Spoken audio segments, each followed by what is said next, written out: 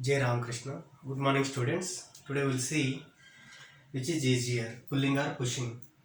I am taking a long roller of mass m. Its weight will be acting downwards, which is equal to mg, and normal action will be acting upward.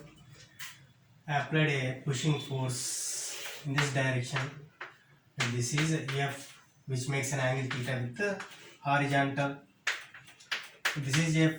If you resolve F in horizontal and vertical components, this will be F cos theta, and this is F sin theta.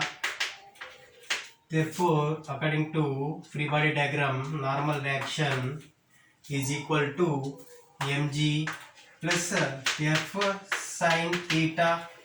Because of F cos theta, block will be moving to the right, then frictional force will be in opposite direction. Then you can write frictional force is equal to mu times of normal reaction, which is equal to mu times of normal reaction is mg plus F sin theta.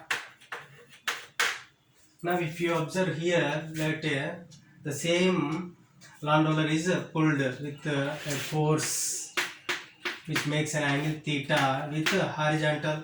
If you resolve this force in horizontal and vertical directions, this is F cos theta and this will be F sin theta. Now we can write n dash plus F sin theta is equal to mg. We can write n dash is equal to mg minus F sin theta. Now here if you observe normal reaction is mg minus F sin theta, here mg plus F sin theta. We come to know that normal reaction is n dash is less than n, which means that frictional force which is written as mu times of n dash, which is equal to mu times of mg minus F sin theta.